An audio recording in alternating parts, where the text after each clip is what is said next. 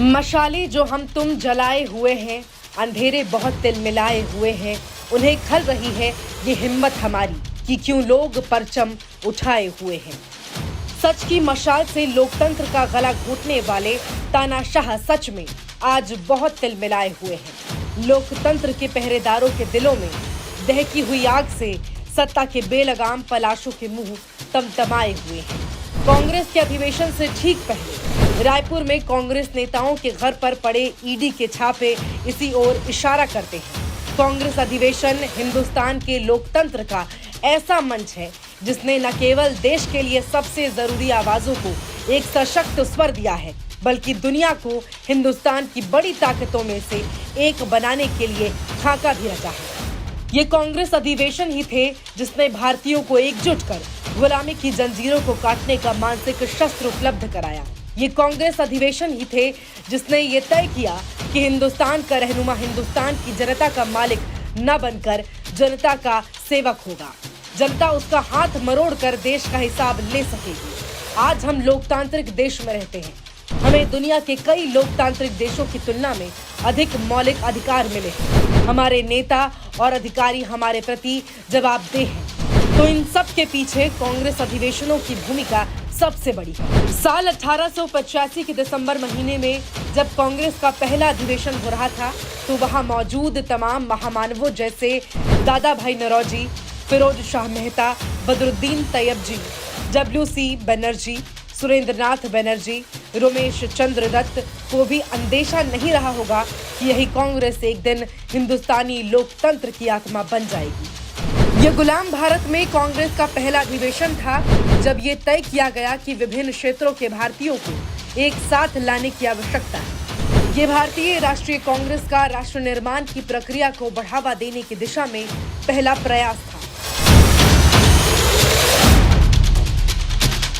कलकत्ता में हो रहे अधिवेशन में गुरुदेव रविंद्रनाथ टैगोर द्वारा पहली बार राष्ट्रीय गीत वंदे मातरम गाकर उत्तर से लेकर दक्षिण और पूरब से लेकर पश्चिम भारत के गौरव को अमली जामा पहनाने का काम किया गया। ये साल 1901 था जब कलकत्ता में हो रहे अधिवेशन के अध्यक्ष थे दीन शाई इवाचा। यही पहली बार गांधी जी कांग्रेस के मंच पर दिखाई दी। बंगाली समृद्धि और वहां के लोगों की एकता से खार खाए करजन ने 1905 में जब बंगाल के विभाजन का आदेश दिया तो पूरे देश में स्वदेशी और बहिष्कार आंदोलन का बिगुल बज गया।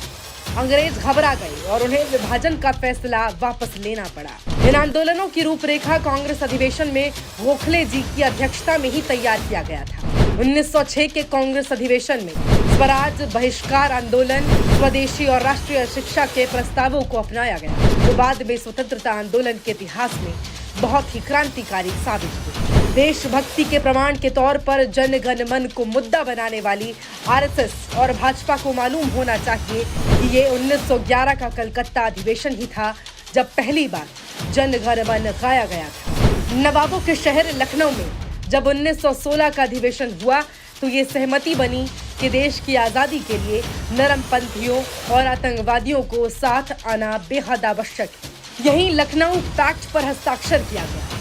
साल 1917 का कांग्रेस अधिवेशन देश की आधी आबादी यानी महिलाओं के लिए बेहद गौरवशाली रहा जब एनी बेसेंट को कांग्रेस का पहला अध्यक्ष बनाया गया। आज आजादी के 75 साल बाद भी कांग्रेस को छोड़कर किसी राष्ट्रीय पार्टी ने महिलाओं को अब तक अपना अध्यक्ष नहीं बनाया।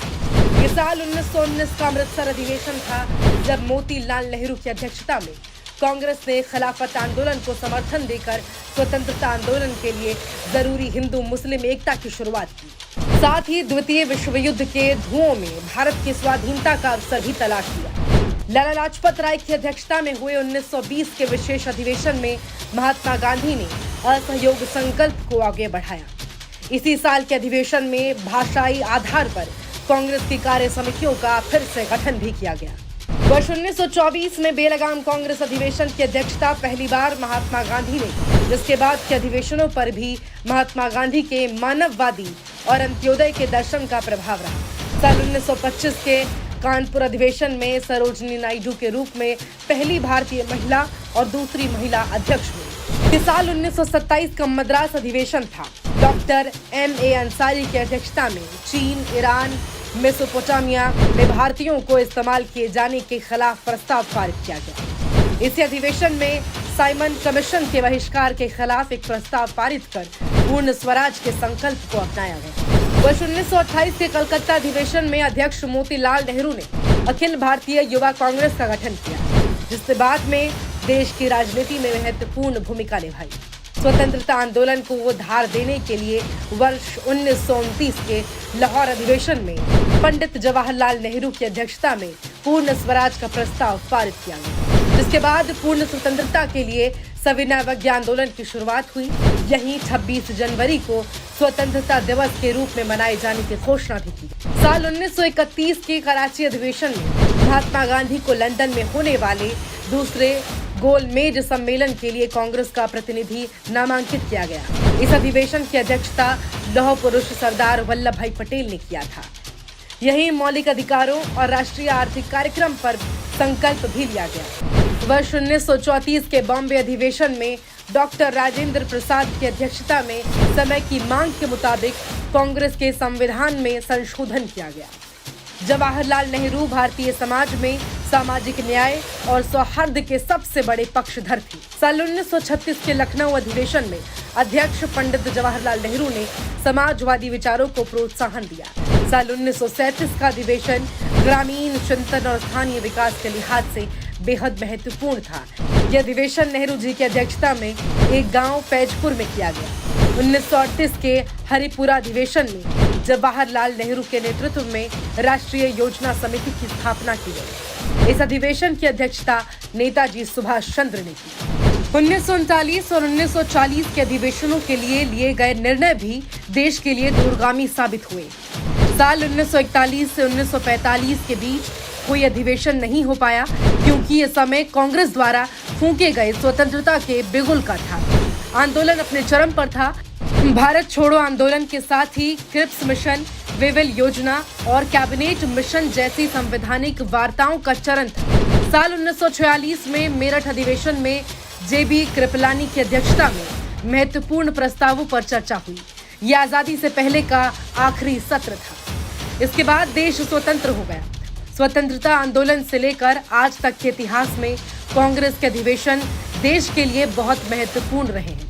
देश के लोकतांत्रिक मुद्दों पर मुखरता का विषय रहा हो या आम जन के अधिकारों की कवायद, यह अधिवेशन हमेशा देश को नई दिशा देते रहे हैं। तानाशाही और नफरत के बीच जब पिछले साल उदयपुर चिंतन शिविर के परिणाम स्वरूप देश के दक्षिण से उत्तर तक भारत जोड़ो यात्रा निकली, ये यात्रा अपने मुकाम को पाने में कामयाब रही। नफरत के शहर में मोहब्बत के खूब फूल खिले। डर, दहशत और दंगों के बल पर सत्ता में आई सरकार की चूल्हे हिल गई। नाउम्मीदी से बोझिल पूरे देश ने राहुल गांधी और कांग्रेस के रूप में उम्मीद की एक किरण देखी।